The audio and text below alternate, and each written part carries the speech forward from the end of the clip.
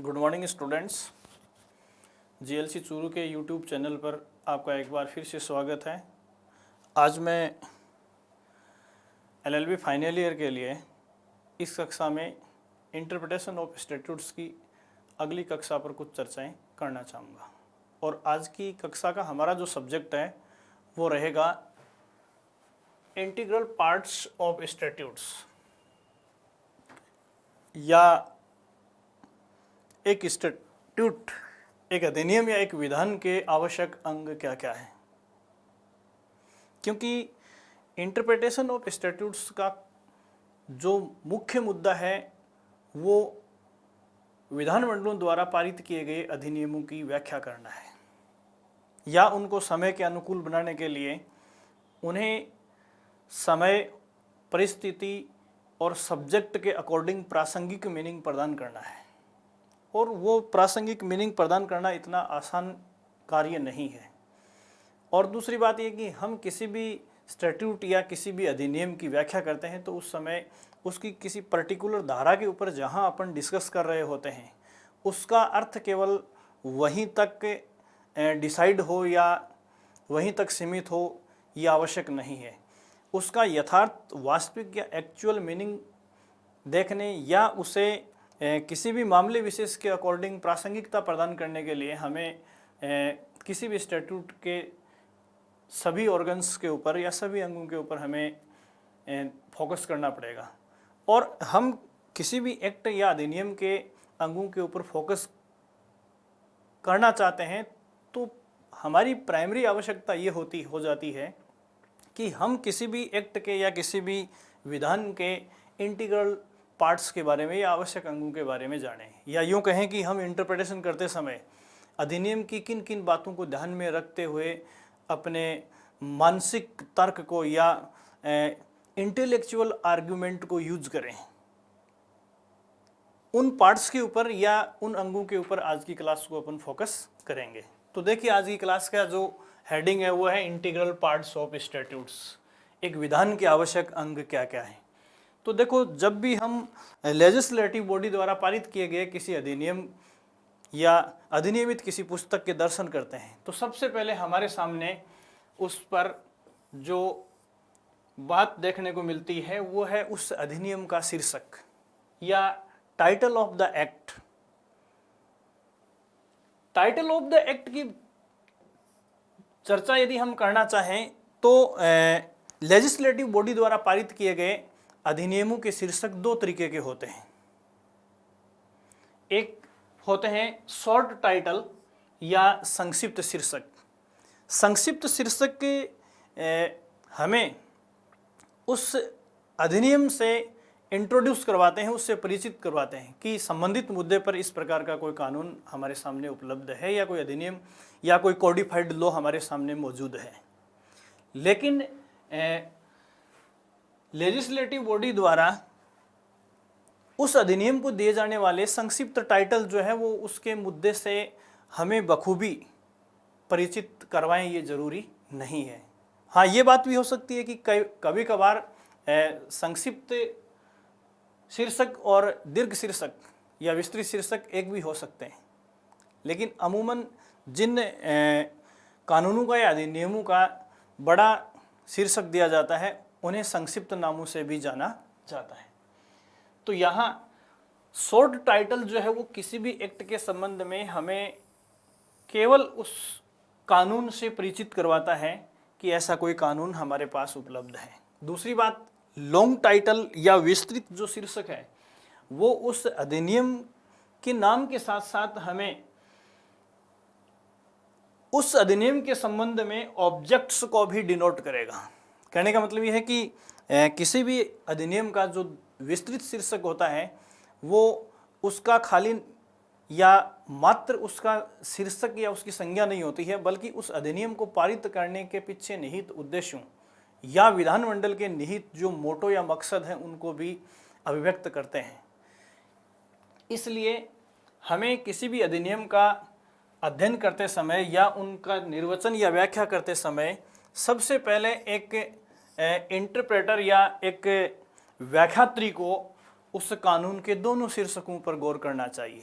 पहली और बहुत ही महत्वपूर्ण बात यह है कि व्याख्या में शीर्षक के दोनों रूपों को जाना जाए। तो पहला पार्ट जो हमारे सामने इंटीग्रल पार्ट ऑफ स्टैट्यूट के रूप में आया वो है किसी भी एक्ट का टाइटल। और टाइटल को हम दोनों रूपों में इंटरप्रिटेशन करते समय ध्यान में रखेंगे कि उसका शॉर्ट टाइटल क्या है और उसका लॉन्ग टाइटल या उसका टाइटल विद ऑब्जेक्ट्स क्या है, ये दोनों चीज़ें हमें देखनी है।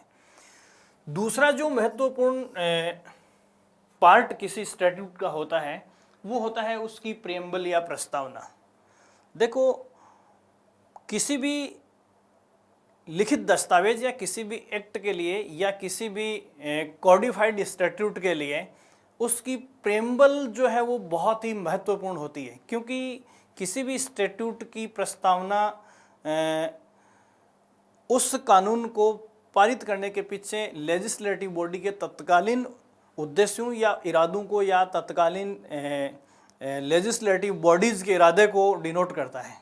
देखो, कानून बनाने वाली या फ्रेम करने वाली लेजिस्लेटिव बॉडी या उसके मेंबर्स जो है वो वक्त के साथ गुजर जाते हैं और वो कानून लंबे समय तक यथावत बने रहते हैं। तो जब किसी कानून को पारित करते समय असेंबली में क्या आर्ग्यूमेंट्स हुए थे, कौन से इरादे, कौन से आशय, किस मोटो, किस इंटेंशन से उस कानून को पारित किया गया था असेंबली द्वारा, वो सारे के सारे आर्ग्यूमेंट्स या वो जो उद्देश्य या तत्कालीन परिस्थितियां और उन परिस्थितियों को ध्यान में रखते हुए लेजिस्लेटिव बॉडी के उस एक्ट को पारित करने के पीछे क्या ध्येय थे, वो सारे के सारे हमें इसमें मिलते हैं। फिर चाहे वो किसी राष्ट्र के कॉन्स्टिट्यूशन की बात करें, चाहे किसी मेजर एक्ट की बात करें, चाहे किसी माइनर एक्ट की बात करें, सभी इनेक्ट कानूनों के लिए ये जो पार्ट है वो बहुत ही महत्वपूर्ण है। इस प्रकार इंटरप्रिटेशन में शीर्षक के बाद में 2 नंबर पे हमें जिस बात को ध्यान में रखना होता है वो है उस स्टैट्यूट की प्रेम्बल या प्रस्तावना।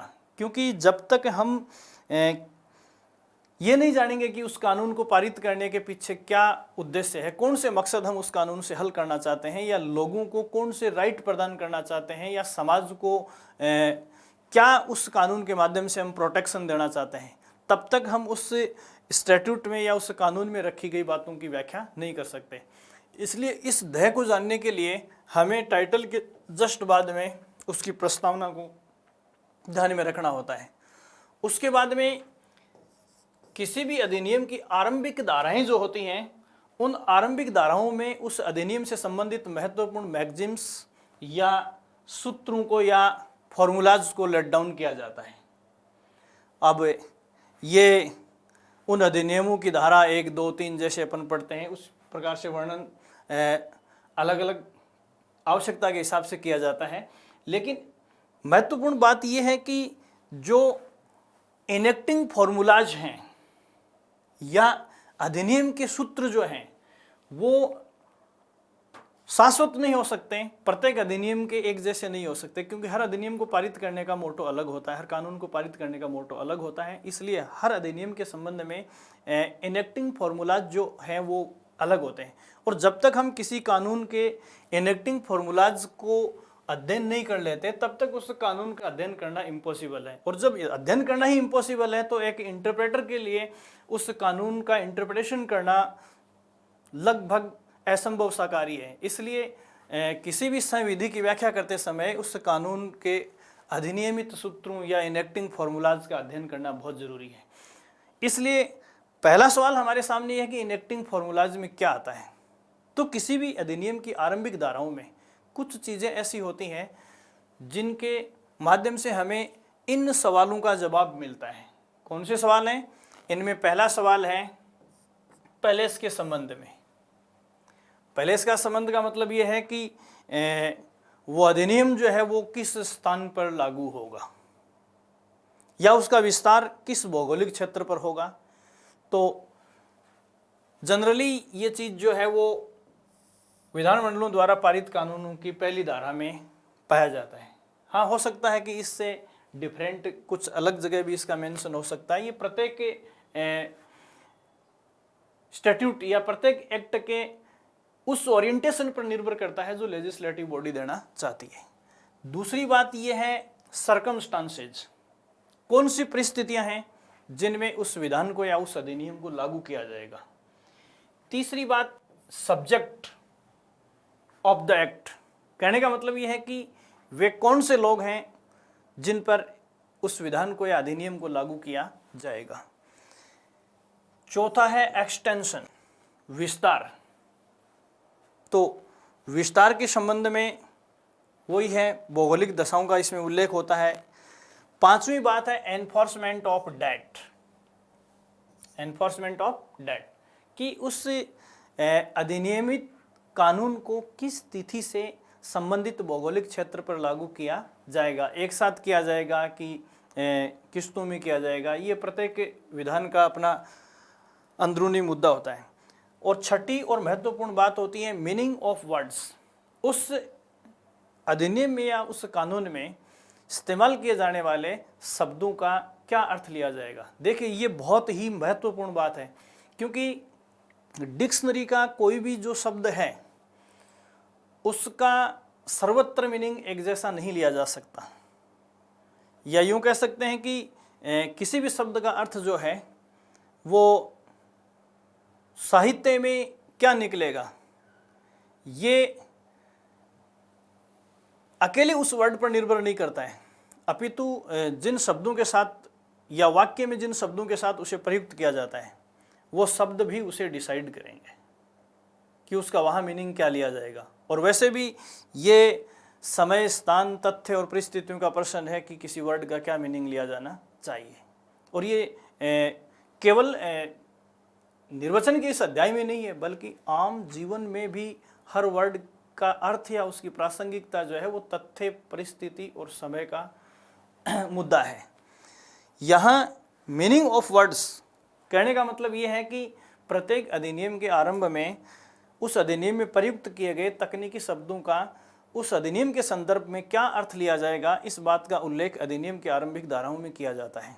इसलिए अधिनियम के अध्ययनकर्ता या उसके व्याख्यात्री या उसके इंटरप्रेटर को उन शब्दों का उस अधिनियम के संबंध में टेक्निकली क्या मीनिंग लिया जाएगा ये जानना बहुत ज़रूरी है, और इनके अभाव में उस अधिनियम की प्रॉपर व्याख्या करना पॉसिबल नहीं है। चौथा जो बिंदु हमारे सामने किसी भी स्टैट्यूट के इंटीग्रल पार्ट के रूप में आता है वो है title of section, sections, sections and subsections. देखो तीन बातें इसमें महत्वपूर्ण है कि प्रत्येक अधिनियम की धाराओं के अपने शीर्षक होते हैं। उन शीर्षकों में उस धारा का संक्षिप्त सार छुपा होता है, लेकिन अकेले शीर्षक, हाँ कई बार उस शीर्षक से भी हम प्रॉपर मीनिंग समझ जाते हैं, और कई बार उस शीर्षक से दिक्कत आती है तो उस सेक्शन की जो अंदर की जो विषय वस्तु है उसका अध्ययन करने से मीनिंग निकल सकता है। कई बार ऐसा होता है कि सेक्शन की डिटेल जो भाषा है उसको अध्ययन करने से अपन कंफ्यूज हो सकते हैं, तो समराइज रूप में उसका मीनिंग उसके टाइटल में भी मिल सकता है। कहने का मतलब है कि किसी भी स्टैट्यूट का प्रॉपर मीनिंग लेने में कई बार उसकी सेक्शन जो है वो हमें अच्छी मदद कर देता है, और कई बार उस सेक्शन का शीर्षक अच्छी मदद कर देता है। इसके अलावा सेक्शंस को और ज़्यादा एक्सप्लेन करने के लिए नीचे या उनको विस्तार देने के लिए, या किसी भी सेक्शन की अगर उपयोगिता कैटेगरी वाइज या श्रेणीबद्ध है तो ऐसी सिचुएशन में सब सेक्शंस या सब टाइटल्स में उसको डिफाइन किया हुआ हो सकता है। तो प्रत्येक अधिनियम के जिस प्रावधान की हम व्याख्या करने जा रहे हैं उस प्रावधान की व्याख्या से पहले उस प्रावधान से संबंधित धारा के शीर्षक, उस धारा की व्यापक भाषा और उस धारा के नीचे रखे गए सबसेक्शंस को, क्योंकि किसी भी सेक्शन की एक्चुअल जो स्थिति है उसको स्पष्ट करने के लिए इन तीनों चीज़ों का एक साथ अध्ययन करना बहुत ज़रूरी है। इनमें से अकेले किसी बात का अध्ययन करके हम उस सेक्शन में रखे गए प्रावधान के वास्तविक भाव को नहीं समझ सकते। इसलिए यहाँ ये देखो title of sections, sections and subsections किसी भी विधान की व्याख्या में हमें क्या मदद करेंगे, तो इसका जवाब संक्षिप्त में ये हो सकता है कि ये बातें उस अधिनियम का निर्वचन करने में हमारी मदद करेंगी। ये चौथा इंटीग्रल पार्ट जो है वो किसका है, किसी स्टैट्यूट का है। पांचवी बात जो है, किसी भी विधान का जो इंटीग्रल पार्ट है स्टैट्यूट का, संविधि का जो इंटीग्रल पार्ट है, उसमें ये 4 बातें शामिल की जाती हैं। एक्सप्लेनेशन, स्पष्टीकरण, प्रोविजो, परंतुक, इलस्ट्रेशन, दृष्टांत, एक्सेप्शंस, अपवाद। ये चारों चीजें किसी भी अधिनियम की भाषा को सुस्पष्ट करने के लिए आवश्यकता अनुसार धाराओं के साथ रखे जाते हैं। देखो, explanation, proviso, illustration and exceptions, इन सब का यूज धाराओं के साथ किया जाता है। और किस लिए किया जाता है? To explain the language of that act, उस अधिनियम की भाषा को स्पष्ट करने के लिए। देखिए, धाराओं के साथ रखे गए explanation, proviso, illustrations and exceptions केवल उस धारा की अभिव्यक्ति के लिए ही यूजफुल नहीं है, बल्कि पूरे एक्ट की भाषा को एक्सप्लेन करने के लिए महत्वपूर्ण माने जाते हैं। तो ये देखो, 5वीं श्रेणी में मैंने आपको बताया कि किसी भी अधिनियम को सही अभिव्यक्ति देने के लिए आवश्यकता अनुसार विभिन्न धाराओं के साथ explanations, proviso, illustrations and exceptions means स्पष्टीकरण, परंतुक, दृष्टांत और अपवादों का उल्लेख किया जाता है। और ये अपवाद केवल जिस धारा के साथ प्रयुक्त किए जाते हैं उसी के मीनिंग को ठीक से अभिव्यक्त करने में मदद नहीं करते हैं, बल्कि पूरे उस स्टैट्यूट को इंटरप्रेट करने में या उसे समझने में हमारी मदद करेंगे। ये है 5वां पार्ट। छठा इंटीग्रल पार्ट जो है स्टैट्यूट का, वो है अपेंडिक्स एंड शेड्यूल, जिनको हिंदी में अपन कहेंगे परिशिष्ट एवं अनुसूची।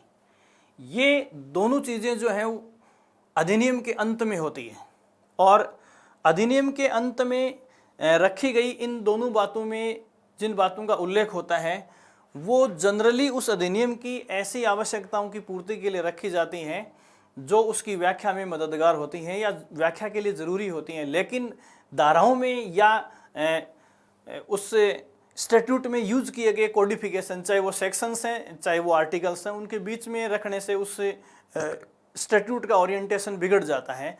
तो इस प्रकार उस अधिनियम को अभिव्यक्ति देने या तार्किक व्याख्या देने के लिए जिन आवश्यक अन्य बातों की आवश्यकता होती है उनको अपेंडिक्स या शेड्यूल्स में रखा जाता है। इस प्रकार कुल मिलाकर इस अध्याय में इंटीग्रल पार्ट्स ऑफ स्टैट्यूट्स में किसी भी संविधि की व्याख्या के लिए उसके सारे अंगों का या ऑर्गन्स की हमें आवश्यकता पड़ती है, और इन्हें हम कुल मिलाकर 6 श्रेणियों में बांटकर अध्ययन करते हैं। और इन सभी बातों का एक न्यायाधीश या एक न्यायमूर्ति या न्यायालय या एक इंटरप्रेटर को ध्यान में रखना जरूरी है। अगर इनमें से हम किसी भी एक चीज़ में चूक करते हैं तो उस स्टैट्यूट की या उस संविधि की व्याख्या हम प्रॉपर नहीं कर पाएंगे। एक बार फिर मैं रिवाइज कर रहा हूँ इस चीज़ को। देखिए, किसी भी संविधि या स्टैट्यूट के जो अनिवार्य अंग हैं उनमें सबसे पहले शीर्षक, जो शॉर्ट और लॉन्ग टाइटल में बटा हुआ हो सकता है या एक भी हो सकता है। दूसरा, प्रस्तावना, जो उन परिस्थितियों और उद्देश्यों या ध्येयों को अभिव्यक्त करता है जो उस समय उस संविधि को किसी लेजिस्लेटिव बॉडी द्वारा लेट डाउन किया जाता है। तीसरी चीज़ है अधिनियम सूत्र या इनेक्टिंग फॉर्मूला। इसमें उस अधिनियम के अध्ययन के संबंध में महत्वपूर्ण बातों में स्थान, परिस्थितियां, विषय, विस्तार, लागू होने की तिथि और उस अधिनियम में प्रयुक्त किए जाने वाले विशिष्ट शब्दों का उल्लेख किया जाता है। उनका क्या मीनिंग लिया जाएगा, वो मीनिंग इन सूत्रों में दिया हुआ होता है। कहने का मतलब ये है कि किसी अधिनियम में रखे गए किसी शब्द का क्या अर्थ लिया जाएगा, ये हमें कौन बताएगा? इनेक्टिंग फॉर्मूलाज बताएंगे। चौथी बात जो है, इनेक्टिंग फॉर्मूलाज के बाद में उस संविधि के प्रावधानों को विस्तार से धाराओं में या अनुच्छेदों में भी हो सकता है। देखो, कोडिफाइड लॉ जो है वो सेक्शंस में या आर्टिकल्स में कोडिफाई किया जा सकता है। तो title of sections and subsections, ये सभी उस अधिनियम की निर्वचन में हमें व्याख्या मदद करेंगे। 5वें भाग में अपन ने धाराओं के साथ प्रयुक्त किए जाने वाले explanations, proviso, illustrations and exceptions को शामिल किया है। ये धाराओं के साथ प्रयुक्त होते हैं, लेकिन केवल धाराओं के मीनिंग को ही स्पष्ट नहीं करते, अपितु ये पूरे कानून के भाव को स्पष्ट करने में या पूरी संविधि के भाव को स्पष्ट करने में हमारी मदद करते हैं। और फाइनली उस संविधि या स्टैट्यूट की व्याख्या के लिए यदि इन सभी चीज़ों के अलावा हमें किसी और चीज़ की आवश्यकता होती है तो उन चीज़ों को लेजिस्लेटिव बॉडी उस अधिनियम को अधिनियमित करते समय अधिनियम के अंत में अपेंडिक्स और शेड्यूल्स के रूप में डाल देती है। कहने का मतलब है कि इन पहले 5 अंगों से यदि इंटरप्रिटेशन में हमारी पूरी मदद नहीं होती है तो मदद करने वाला जो आखिरी पार्ट है वो अपेंडिक्स एंड शेड्यूल है। इस प्रकार देखिए, किसी भी संविधि या स्टैट्यूट के निर्वचन में उसके सभी इंटीग्रल पार्ट्स का अपना अपना महत्वपूर्ण योगदान है। इसलिए ये देखो, इसको ये हमें किसी भी संविधि या स्टैट्यूट का इंटरप्रिटेशन करना है तो हमें उसका गेस्टाल्ट स्वरूप जानना पड़ेगा। गेस्टाल्ट का मतलब होता है होल, संपूर्ण। अगर हम उसके किसी एक माइनर से माइनर पार्ट को भी इग्नोर करते हैं तो इंटरप्रिटेशन में एक इंटरप्रेटर द्वारा बड़ी त्रुटि हो सकती है। या यूँ कह सकते हैं कि एक निर्वचनकर्ता द्वारा अधिनियम की किसी भी बात को जाने बिना या एक भी बात को छोड़ते हुए किसी प्रावधान या किसी संविधि की जो निर्वचन का कार्य है वो नहीं करना चाहिए। या यूँ कह सकते हैं कि एक निर्वचनकर्ता के लिए उस संविधि या स्टैट्यूट के संपूर्ण स्वरूप को जानना बहुत ज़रूरी है।